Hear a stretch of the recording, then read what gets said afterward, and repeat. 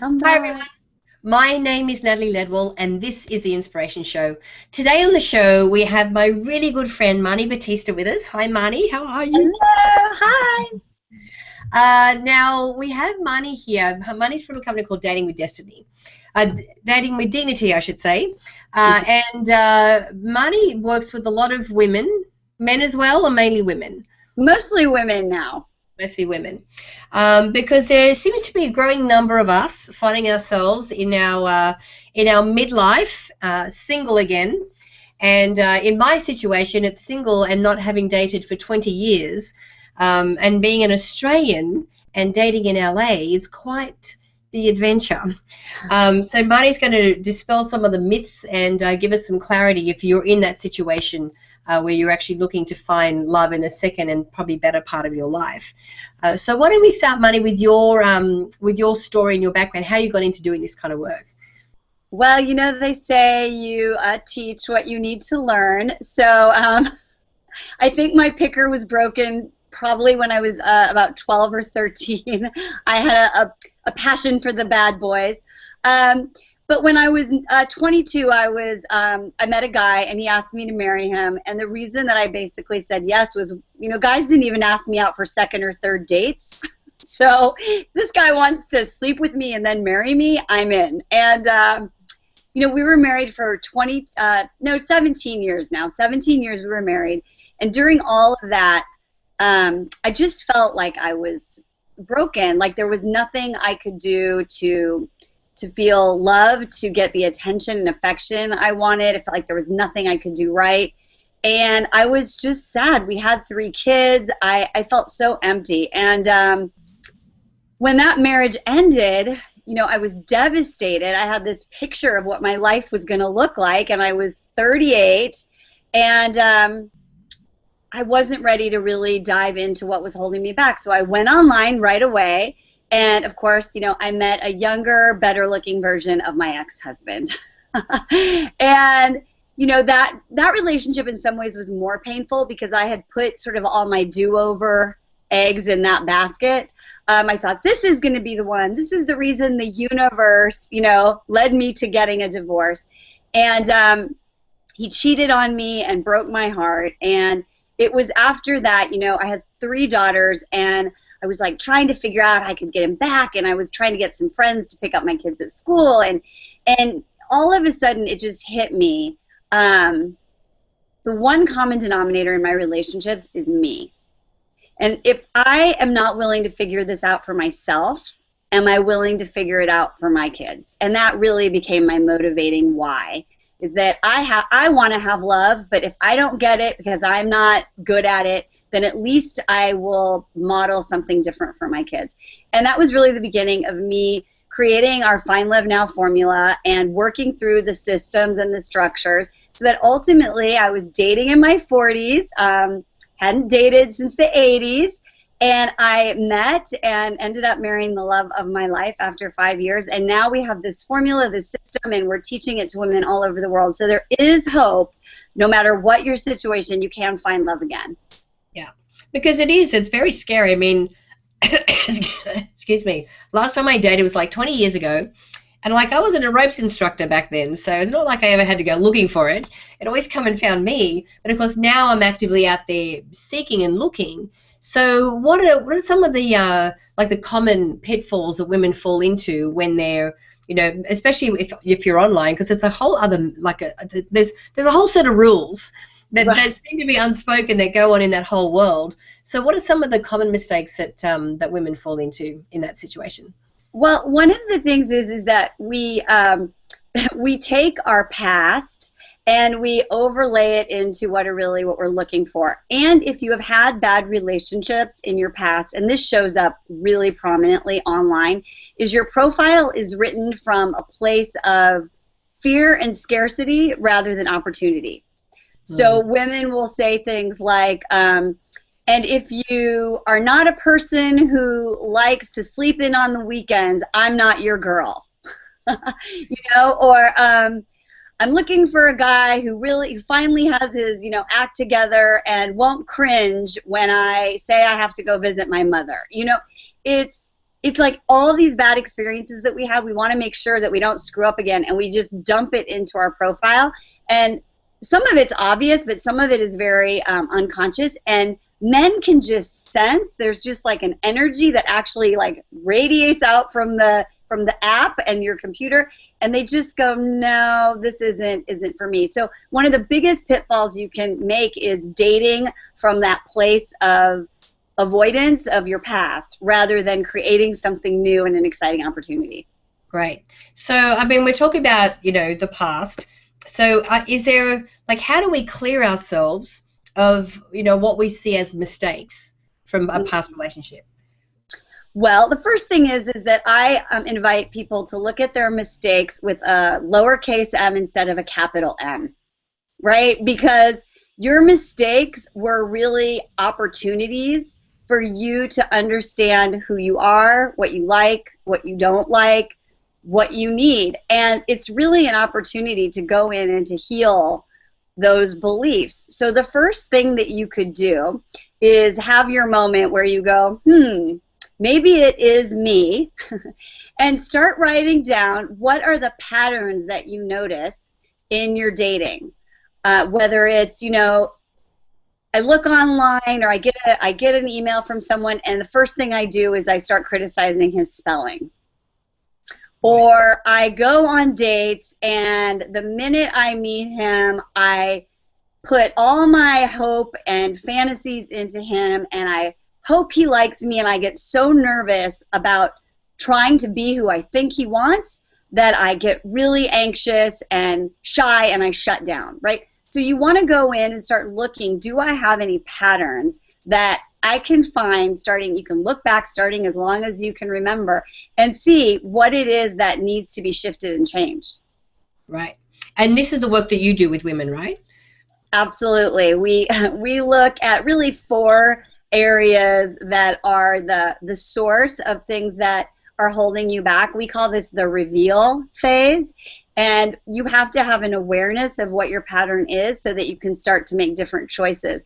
And the thing that I really encourage is, a lot of us, we've done therapy, we've read the books, we've done a lot of work. So the invitation when it comes to dating is, can you be curious to uncover what you don't know? Right, absolutely. Because that's the thing. I mean, I know, like, even when Glenn and I separated, I was like, okay, well, I know I played a role in this. Like, how did I show up in this relationship? And, we're friends. Like, the work that we've done to get to that point, because I wanted to be a clean slate. So, okay, so let's just say that I've worked on how I felt I showed up, how I could show up better in the next relationship. Let's just say that. But now I'm online. Right. So we're talking about the type of profile, which is interesting. So what are the things that men are looking for, or is it that we have to come from a place of knowing what we want first? What a smart question, Natalie. Well, I really invite women to get clear on what it is they want, and I recommend what I call 5 non-negotiables. So many women, we get this list. I remember when I was going through this journey, I had this list, and it had like 60 things on it, and I typed it up. And I used to be really into scrapbooking, so I like double matted it. I like hung it on my vision board. And I realized that this was really a piece of resistance so that I could hide in being too picky. So if you have 5 non-negotiables that are based on your most important values, these are like 5 fights you'll never have, right? So then when you're looking at profiles, when you're actually collecting data, when you're out there dating, because they're values-based, you can't eliminate really anyone on the first impression unless it's dramatic, right? Because you're curious, right? It allows you to be selective without being picky. So the first thing you look for is, what are my 5 non-negotiables? And then again, reflect back, am I being these 5 non-negotiables? And then you're ready to go out and date. Right. So when we're talking about values, we're not talking about the things like, okay, non-negotiable, if he chews his fingernails, that's it, he's out. We're not talking about things like that, right? No, we are talking about values family. He is on a spiritual journey. Maybe you want someone, they don't necessarily have to have the same philosophy that you do, but they're into spirituality, or they're really connected to some principles in their religion that are a match for you. Values are really important to look at, because you can ask yourself, without these 5 things, I wouldn't be who I am. Right. They're very connected to my I am. With these 5 things, I'm able to, right? And if you look at it in that sort of a container, then you can also start to look for those things when you're dating. Right. Okay, so, all right, so let's say we've got to that point, and we're starting going out on some dates. How do we know, or how soon should we be able to tell if someone's not a good match for us? Because let's face it, there's a never-ending supply of men out there. Like, there's no problem with that. But how do you go through that process? You know, should you go on a certain amount of dates? How do you know, how early can you tell? Okay, so I really believe that you're collecting data, right? So you're out there, you've got your non-negotiables. I believe it takes at least 3 dates to really start to get to know someone. And I encourage people to go on dates that are not limited to dinner or lunch, or, because what creates connection is shared new experiences. Mm-hmm. So going on a cool hike, taking a kickboxing class, doing the trapeze together. It's something that creates connection, and it also allows you to see a different part of the person, about how they handle adventure, or how they handle being uncertain. And it's a really great way. And don't go out for sushi on a first date. That's not a good first date. Why is that? Why is sushi so bad? I think people feel so many women are like, oh my God, I just didn't know I'm not good at chopsticks, and you have the rolls, and like half is in, and and they're like noticing what he's, so we want the men to choose at the beginning. So if there are any men listening, don't do sushi for the first date. Or spaghetti. That's a no-no as well. Exactly. Right? So, because this is an interesting thing as well. Like, how much importance do we place on the fact that they have to choose, they have to reach out, they have to make the first step? Like, what's the etiquette, or what are the rules of engagement when it comes to that kind of thing? Well, I'm not a fan of the rules, but I am a fan of sort of tools and putting things in context, right? So generally, most women would like a guy to court them and pursue them. And so when a guy takes you out and he gets his card and he puts it on the table, restrain yourself if you can, and just practice joyful receiving. I've heard so many of my students and clients, they feel guilty, they feel obligated, so they do the purse grab, right? They're like, let me get that. And then every once in a while there's a guy who goes, okay, and then they come back and they're like, I can't believe he let me pay. Right. So don't offer unless in your heart you can pay without judging. That said, most men want to be given the experience of taking you out. So definitely let him pay. Once you're dating and you've gone on maybe 4 or 5 dates and there's a matched energy, he's engaged, you're engaged, then it's great to say, you've taken me out on these amazing dates. There's this really cool place I'd love to take you for brunch. Maybe you pick out the hike, and I want to take you to this place, and then you can reciprocate or cook dinner. But make sure that it's an energetic match, and allow him to pursue. Okay. So let's just say that, we're sort of out and we're doing the dating, but we're going through a bit of a drought. Or there's, we don't seem to be able to find the right type of person. Well, what can we do in those situations? Well, if you're in a drought, it's a great opportunity, especially, so let's do online and offline. So okay. Online, it's really important to look at your parameters. So did you say 5 miles, and maybe you want to extend your geography? Maybe you said he has to be, we have a woman we're working with right now who's like 5'9", and 2 of them actually, and they are really opening their heart to the possibility that their man is shorter than they are. right? So they're extending and expanding, because when you expand your search, you're really expanding your heart. And remember, unless 6'2" is non-negotiable and you only get 5, right? We want to really expand. The other thing is, and this sounds basic, but it's so important, we really encourage men and women to have professional photos taken. You want to put those up. So if your photos aren't that great, if you're, I do profile reviews all the time, and women are like, I don't understand why no one's clicking. And then I look, and every single one is of her with these giant sunglasses and a big floppy hat from her vacation, to Mexico. So make sure that your photos are engaging, because men are visually attracted. That's what's going to create that first instance. And then the other thing is, you go back and you say, do I have any limiting beliefs? Because the worst thing that you can do is start going around and saying, ugh, I'm in a drought, there's no good guys, it's not working, because then you're reinforcing all those limiting beliefs. So that's when I say it's time to take a pause and go back to the beginning and start and refresh your, hit refresh. Absolutely. And so does it work to, or is it advantageous to change the photos around from time to time, or tweak your profile, or should you just keep it the way that it is? I think that if you're not getting the reaction that you want, it's a great idea to change your photos and adjust your profile.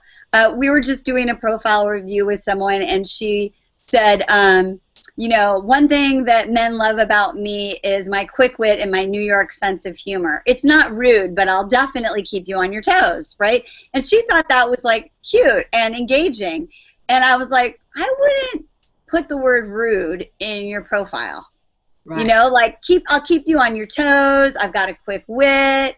If you love sarcastic puns and da-da-da, you and I are going to have a great time watching a political debate together, things like that. So be very, very discerning when you look at the words that you're using and the phrases, because remember, everything you say is painting a picture of not just your external, but your core of who you are and what you really believe. Absolutely, absolutely. Well, honey, we've blown through 15 minutes very quickly. So much to talk about. I know, so much to talk about. We need to have coffee soon. Yes. But if people want to connect with you and work with you, where can we send them to do that? Well, they can go to datingwithdignity.com and download a copy of my new book, Becoming Irresistible, which will teach you how to get men to pursue you, treat you like a goddess, and commit to you for life, if that's what you're looking for. So go there, get the book, and you can start right at the beginning of our system and work your way through it so you can find your heart's desire. Awesome. Wonderful. Thanks again for joining us, Marni. I'm really so grateful that you spent some time with us. Now, guys, if you're here watching this online, if you click to the banner, it'll take you through to Marni's website from there. Or if you're watching it on the app, just click the banner underneath.